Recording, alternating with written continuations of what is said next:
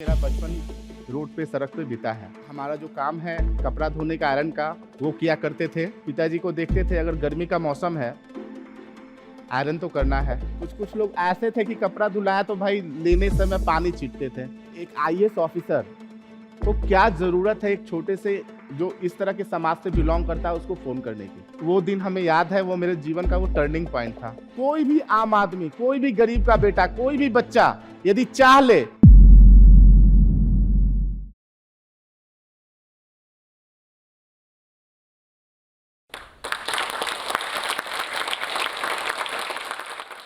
क्या आपने कभी सुना है कि रोड के किनारे जूता बनाने वाला, कपड़ा धोने वाला या आयरन करने वाला या फुचका बेचने वाला, या छोटे छोटे जो काम होते हैं उनके बच्चे ऑफिसर बन सकते हैं? एकदम बन सकते हैं।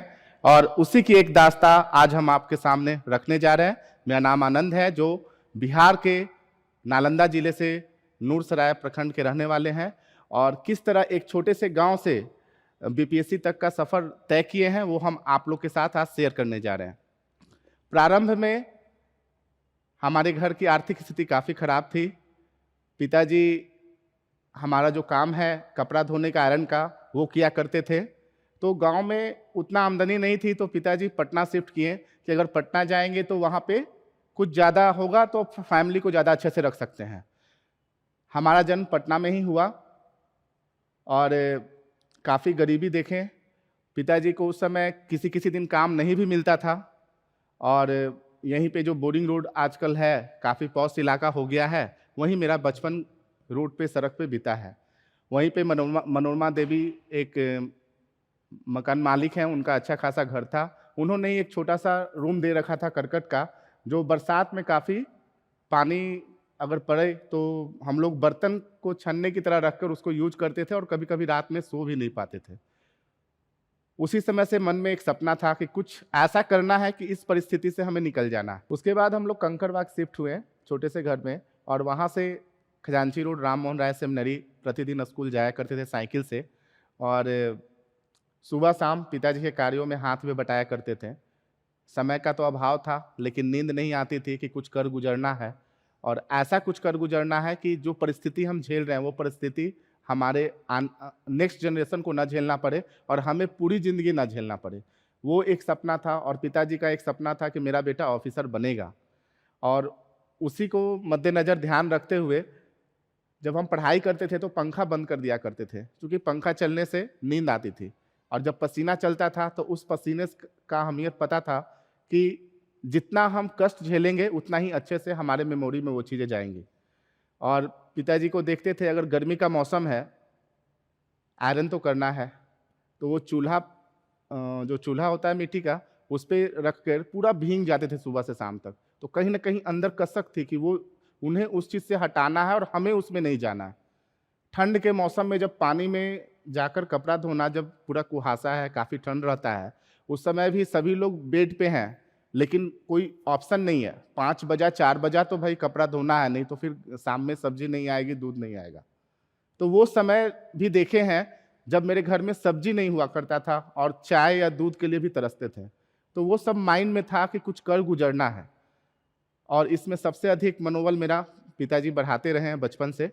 और मैट्रिक के दौरान काफ़ी हमें पापा प्रोत्साहित किए कि बेटा पहला लेवल है, इसमें अगर अच्छा करोगे तो आगे भी तुम्हारी ज़िंदगी बहुत अच्छी हो जाएगी।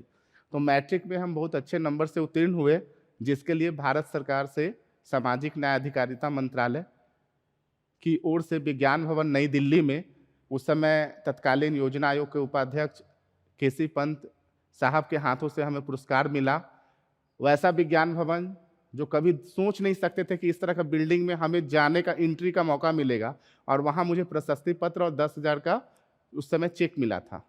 और उन्हीं के सौभाग्य से हम लोग को संसद भवन भी घुमाया गया, जो हमारे लिए एक टर्निंग पॉइंट था कि अगर हम मैट्रिक के पहले जो भी मेहनत किए हैं तो हमें इतना तो रिजल्ट मिला, यदि हम इसको आगे कंटिन्यू करते हैं तो शायद इससे भी बड़ा रिजल्ट हम ला सकते हैं, और वो हम कर पाएंगे सिर्फ कलम की बदौलत से। ग्रेजुएशन हुआ, पीजी हुआ, और हम अपने कॉलेज के टॉपर रहे।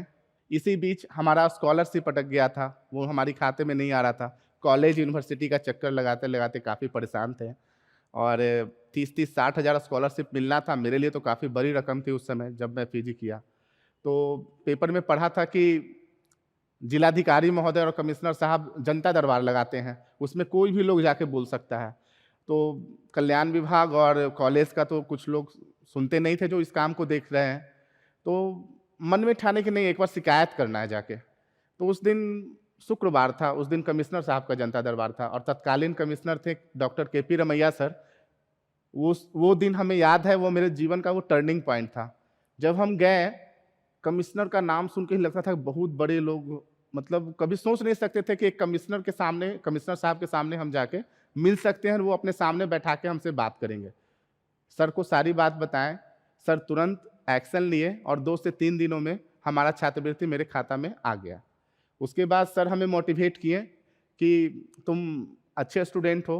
सर ने हमसे पूछा था कि कितना मार्क्स आया है, किस विषय में है, तो सर से हम शेयर किए थे। तो सर बोले कि तुम प्रशासन में भी आ सकते हो, यूपीएससी बीपीएससी का तैयारी करो।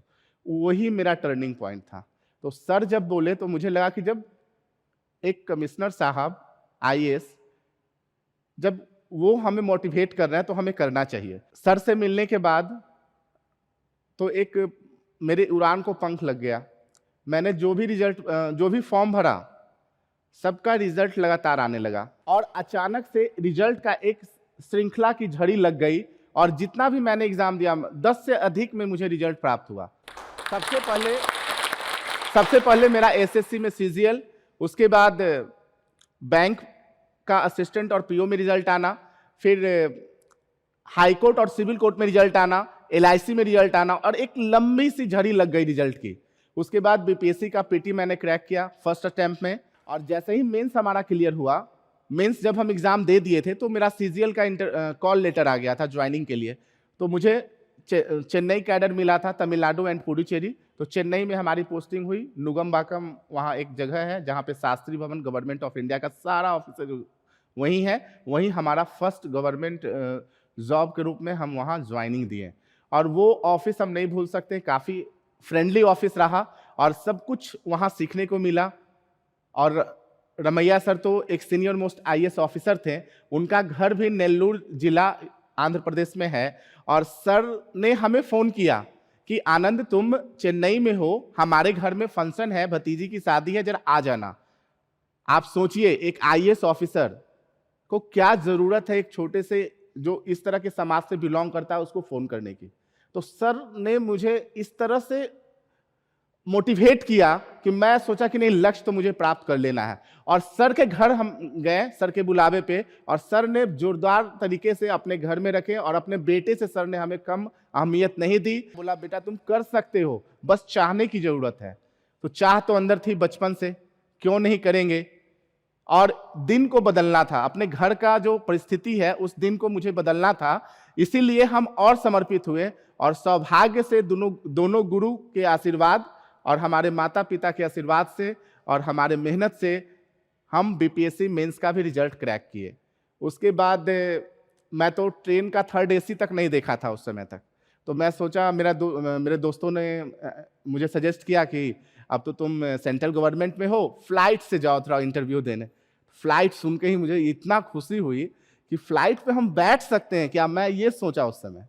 मुझे विश्वास नहीं हो रहा था कि हम फ्लाइट पे भी बैठ सकते हैं, क्योंकि मेरे पास बाइक भी नहीं हुआ करता था शुरू में। तो काफ़ी अच्छा लगा और चेन्नई के दोस्तों ने मुझे सजेस्ट किया कि आनंद तुम बीपीएससी क्रैक किया है तो इंटरव्यू ट्रेन से नहीं जाओ देने, फ्लाइट से जाओ। और वो जर्नी हम बता नहीं सकते, मेरे लिए सपना था कि हम फ्लाइट पे भी बैठ सकते हैं, मैं फ्लाइट पर भी बैठ सकता हूँ। जिसके पिताजी साइकिल पर अपनी वाइफ को और बेटा को बैठ के घुमाया था, उसका बेटा फ्लाइट से इंटरव्यू देने आया। आने के बाद रहमान सर ने मुझे टारगेट कर लिया कि आनंद तुमको किसी तरह से निकलवा देना है बीपीएससी। तो यहाँ मॉक, मैं 2 सप्ताह की छुट्टी लेकर आया था और मॉक प्रतिदिन, रहमान सर, मुन्ना सर थे, उनकी एक स्किल्ड टीम है सर की, प्रतिदिन हमारा मॉक इंटरव्यू होता था। और मुझे तो उतना कॉन्फिडेंस था कि मेरा रिजल्ट होगा, बट उतना मैं कॉन्फिडेंट नहीं था। लेकिन सर की एक अच्छी आदत है, जिन बच्चों में वो प्रतिभा देखते हैं वो अपने राइट हैंड से उनके माथा पे लिखते हैं कि तुम्हारा रिजल्ट हो रहा है। उन्होंने मेरे माथा पे भी लिखा था, मुझे वो दिन याद है। और सपनों को उड़ान मिली और मेरा रिजल्ट आया कुछ दिनों के बाद, और घर में बेहद खुशी हुई कि एक ऐसा व्यक्ति जो कपड़ा धोने का काम करता था, उसका पिता, उसका बाप जो है पूरी जिंदगी संघर्ष किया और ऑफिसर्स का काम किया। कुछ कुछ लोग ऐसे थे कि कपड़ा धुलाया तो भाई लेने समय पानी छींटते थे, तो उसका बेटा भी उस कुर्सी पे अब जा रहा है। तो ये बहुत बड़ी बात थी हमारे लिए। जब हम रिजल्ट हुआ चेन्नई से, जब हम पहली बार रिजल्ट होने के बाद आए थे, हमारे पूरे मोहल्ला, मेरे दोस्तों ने जोरदार स्वागत किया। वहाँ पे पूरा एक मंच बना हुआ था, मुझे उम्मीद नहीं था कि मेरा इतना जोरदार स्वागत होगा। तो जब एक कपड़ा धोने वाले का बेटा, एक छोटा सा आदमी का बेटा जब एक ऑफिसर बन सकता है, तो इस दुनिया में मेरे भारतवासी और हमारे बिहार का किसी भी व्यक्ति जो कोई भी काम करते हो, उनका बेटा हमारे पास ही नहीं, हमसे भी ऊंचा ऑफिसर बन सकता है। तो ये सिर्फ चाहत है यहाँ पालने की। यदि आप कहीं भी हैं, तो अगर अपना सपना सोच रहे हैं, तो वो सपना को सिर्फ सोचना नहीं है। सपना तो बहुत लोग सोचते हैं, लेकिन यदि हम सपना सोचें कि वहां पहुंचना है, तो उस सपना के लिए उस लगन के साथ, उस मोमेंटम के साथ हमें मेहनत भी करना पड़ेगा।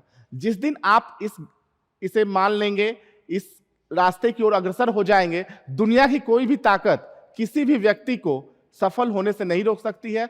कोई भी आम आदमी, कोई भी गरीब का बेटा, कोई भी बच्चा यदि चाह ले, तो वो जो भी एग्जाम क्रैक करना चाहे, अपने मेहनत और अपने कलम की बदौलत कर सकता है, निश्चित रूप से कर सकता है।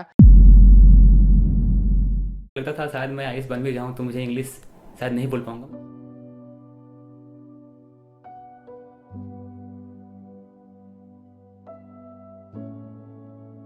मेरा नाम तबरेज़ आलम है और मैं बिहार से बिलोंग करता हूं। मैंने जो भी मेरा एजुकेशन मैंने बिहार से हिंदी मीडियम में मैंने प्राप्त की, और लास्ट ईयर मैंने अपना ग्रेजुएशन कंप्लीट किया है।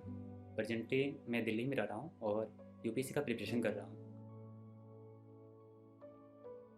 तो प्रॉब्लम, जो सबसे बड़ा जो प्रॉब्लम होता है कि जैसे आप हिंदी मीडियम स्कूल जब प्राप्त करते हैं, तो क्या होता है कि जब कोई अगर आपसे कोई प्रश्न पूछता है इंग्लिश में, तो आप तो उसके बारे में जानकारी आपको होता है, बट क्या होता है कि लैंग्वेज का आप उस इंग्लिश में एक्सप्लेन नहीं कर पाते। इंग्लिश से तो बहुत डर लगता है, क्योंकि मेरा इन्वायरमेंट ही नहीं है, तो इंग्लिश से डर लगेगा, ये नेचुरल है।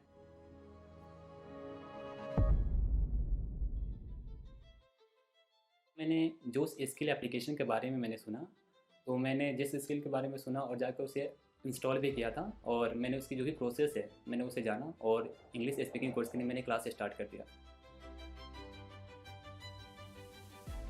पहले तो थोड़ा बेसिक पोर्शन ग्रामर का बताया जाता है, उसके बाद वोकैब्स का जो प्रैक्टिस करना पड़ता है, उसके बाद रीडिंग प्रैक्टिस होता है, और अल्टीमेटली आपको प्रैक्टिस करना पड़ता है आपके प्रैक्टिस पार्टनर से। 10 मिनट आपको मिनिमम बात करना पड़ता है, उसके बाद आपका एक जो कोर्स होता है वो कंप्लीट हो पाता है। मैं बोल सकता हूँ श्योरली कि मैं किसी से भी, कोई भी पर्सन हूँ, मैं उसे इंग्लिश में कम्युनिकेट कर सकता हूँ, मुझे कोई इशू नहीं है।